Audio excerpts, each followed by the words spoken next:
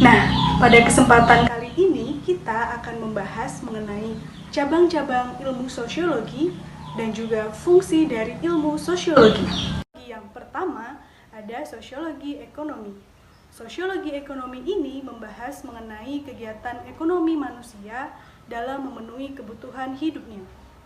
Contoh kajian sosiologi ekonomi ini misalnya berkaitan dengan sistem ekonomi global, transaksi ekonomi di dalam masyarakat, serta gaya hidup masyarakat karena adanya proses globalisasi dan modernisasi yang terjadi di dalam kehidupan masyarakat.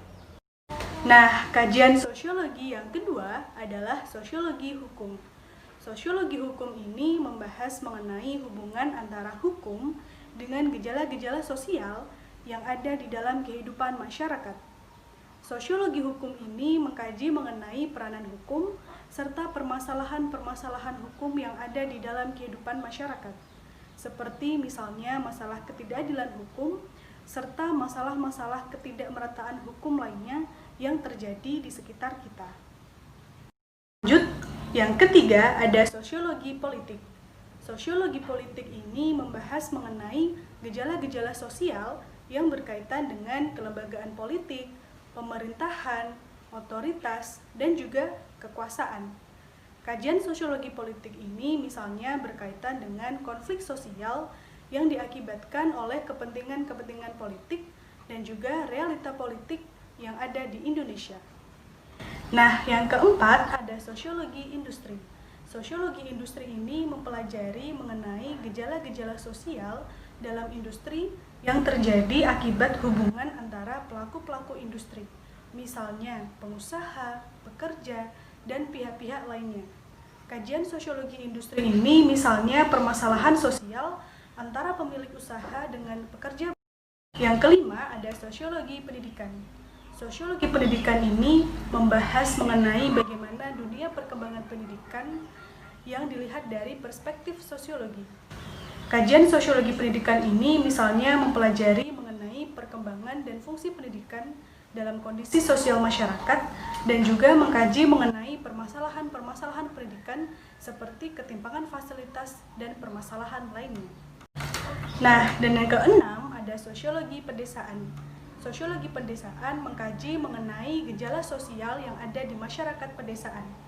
Kajian sosiologi pedesaan ini misalnya berkaitan dengan karakteristik masyarakat pedesaan yang memiliki solidaritas tinggi, aktivitas-aktivitas sosial pada masyarakat pedesaan, dan juga organisasi-organisasi sosial yang ada.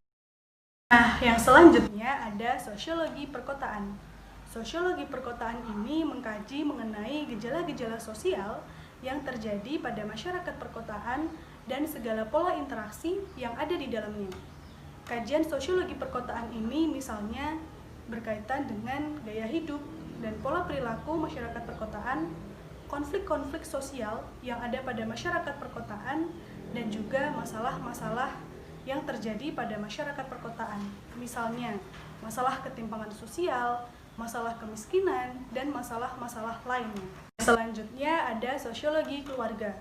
Sosiologi keluarga ini mengkaji mengenai gejala-gejala sosial akibat adanya perubahan pola hubungan keluarga karena adanya proses modernisasi dan juga globalisasi. Nah, dan yang kesembilan ada sosiologi kependudukan. Sosiologi kependudukan ini membahas mengenai gejala-gejala sosial yang berkaitan dengan aspek-aspek kependudukan yang dilihat dari perspektif sosiologi. Dan yang terakhir ada sosiologi gender. Sosiologi gender ini mempelajari mengenai gejala-gejala sosial akibat perbedaan hak antara laki-laki dan perempuan, serta membahas mengenai isu-isu perempuan dan pemberdayaan perempuan. Sosiologi gender ini mengkaji permasalahan terhadap ketidakadilan perempuan di ranah publik dan isu-isu kekerasan terhadap perempuan. Nah, kita lanjut ke pembahasan yang selanjutnya ya, yaitu mengenai fungsi dari ilmu sosiologi. Yang pertama ada fungsi perencanaan sosial. Perencanaan sosial itu apa sih? Perencanaan sosial adalah suatu kegiatan untuk mempersiapkan masa depan kehidupan manusia di dalam masyarakat yang bertujuan untuk mengatasi kemungkinan timbulnya masalah-masalah yang berkaitan dengan perubahan sosial. Fungsi yang kedua ada fungsi penelitian. Sosiologi dalam hal ini dapat digunakan untuk mencari data dan informasi yang berkaitan dengan permasalahan kehidupan sosial masyarakat. Dan fungsi yang ketiga adalah fungsi pembangunan. Pembangunan itu sendiri merupakan segenap usaha yang direncanakan untuk mencapai tujuan dan manfaat yang telah ditetapkan. Dalam hal ini, sosiologi dapat dimanfaatkan untuk melakukan identifikasi terhadap permasalahan yang terjadi dan dapat melakukan suatu perbaikan terhadap proses pembangunan yang sudah dijalankan. Dan yang terakhir, ada fungsi pemecahan masalah sosial. Dalam hal ini, sosiologi dapat dimanfaatkan untuk melakukan usaha-usaha dalam mengurangi atau membatasi masalah sosial agar tidak berkepanjangan.